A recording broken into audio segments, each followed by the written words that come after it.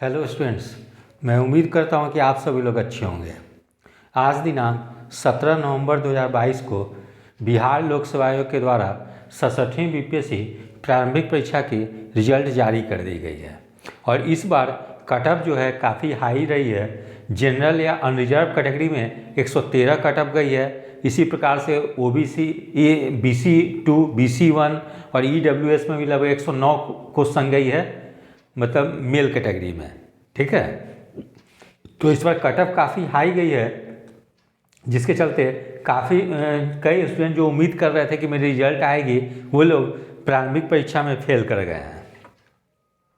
लेकिन परीक्षा के बाद मैंने कई स्टूडेंट से बात किया था तो उन लोगों ने काफ़ी बेहतर स्कोर किया था और कई स्टूडेंट्स के स्कोर करीब 114-15 के आसपास थे। ठीक है, तो रिजल्ट लगभग 11,000 के आसपास दी गई है। तो सबसे पहले मैं उन लोगों को धन्यवाद देना चाहूँगा जो लोग इस 67वीं बीपीएससी की प्रारंभिक परीक्षा में सफल हुए हैं। ठीक है, क्योंकि परीक्षा का समय काफ़ी कम दी गई है। लगभग दिसंबर के अंतिम सप्ताह में ये परीक्षा आयोजित होने वाली है, 29 दिसंबर से। तो जो लोग प्रारंभिक परीक्षा में सफल हुए हैं वे लोग अभी से एक डेढ़ महीना की जो समय बची है उसमें एकदम अच्छे तरीके से तैयारी करें।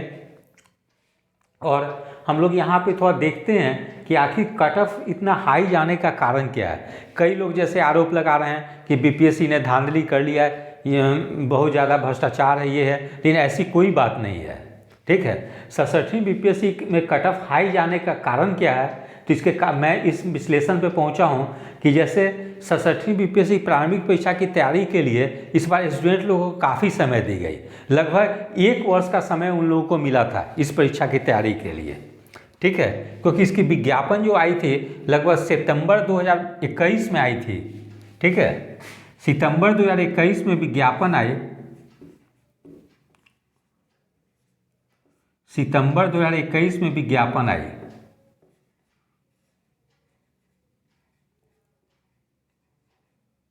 ठीक है, और एग्ज़ाम भी सितंबर 2022 में हुई, पीटी।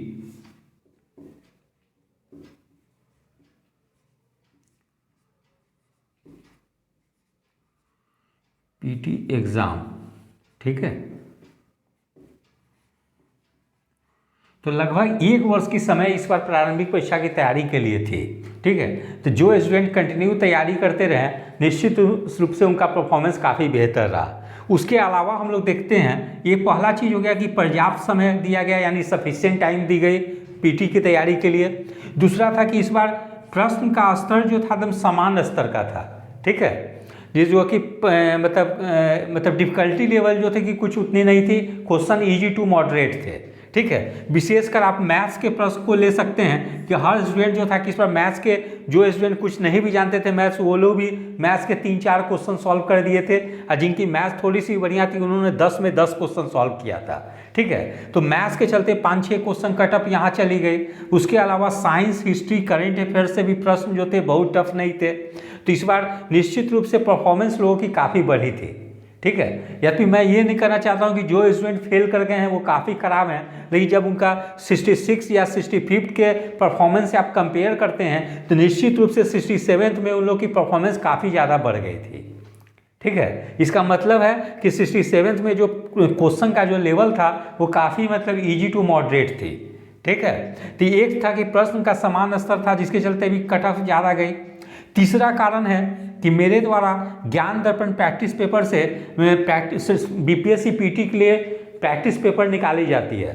उसमें 67वीं बीपीएससी में 61 प्रश्न जो थे ज्ञान दर्पण प्रकाशन की पुस्तक से आई थी। ठीक है, जिसमें से करीब 13 प्रश्न जो थे कठिन स्तर के थे, कठिन स्तर के थे।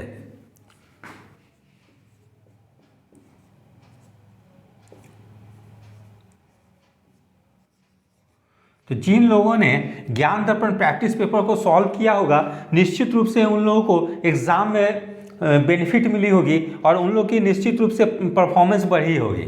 ठीक है, क्योंकि पिछले 3 बार से मैं इसका प्रैक्टिस पेपर निकाल रहा हूँ। 65वीं बीपीएससी में मैंने प्रैक्टिस पेपर निकाला था फर्स्ट टाइम, तो 38 प्रश्न आए थे।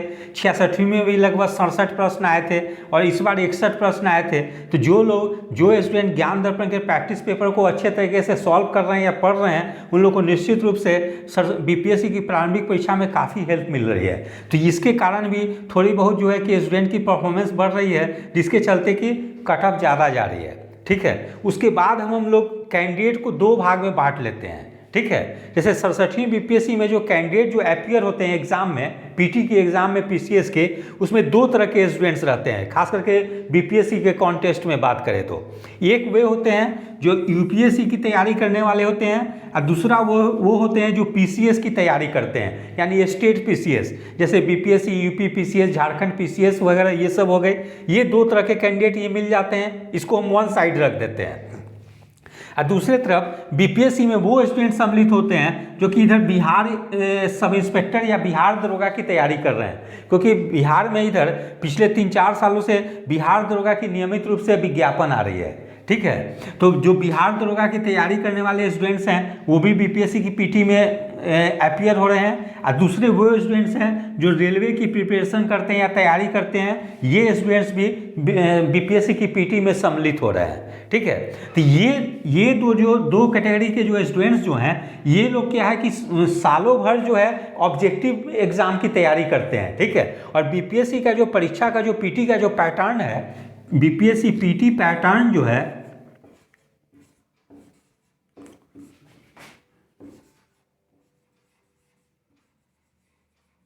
वो फैक्चुअल बेस्ड प्रश्न पूछे जाते हैं।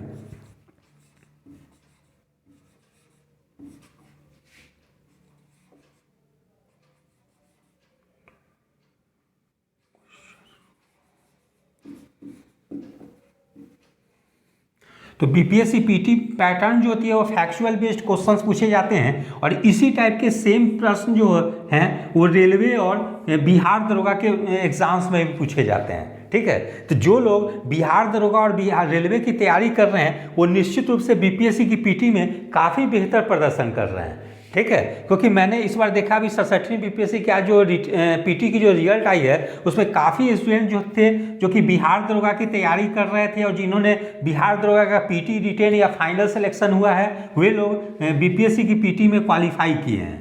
ठीक है, यानी बिहार दरोगा की तैयारी करने वाले और रेलवे के तैयारी करने वाले स्टूडेंट्स हैं। ठीक है, क्योंकि बीपीएससी के जो क्वेश्चन पूछने का जो नेचर जो है क्वेश्चन का, वो बिहार दरोगा और रेलवे से मिलता जुलता काफ़ी है। ठीक है, क्योंकि रेलवे का आप कोई भी बुक देखते हैं, जैसे स्पीडी साइंस की बुक है, उससे काफ़ी प्रश्न जो होते हैं बीपीएससी के पीटी के एग्जाम्स में आते हैं। तो जो लोग दरोगा और रेलवे की तैयारी कर रहे हैं वो निश्चित रूप से यूपीएससी कैंडिडेट और पीसीएस के कैंडिडेट पे काफ़ी ज़्यादा भारी पड़ रहे हैं।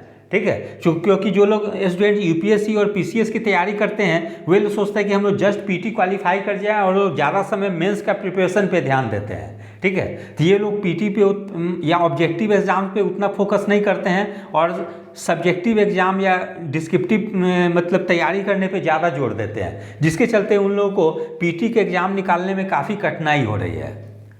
ठीक है, तो जो लोग बिहार दरोगा और रेलवे वाले कैंडिडेट्स काफ़ी बेहतर कर रहे हैं, तो इसके लिए क्या करना होगा,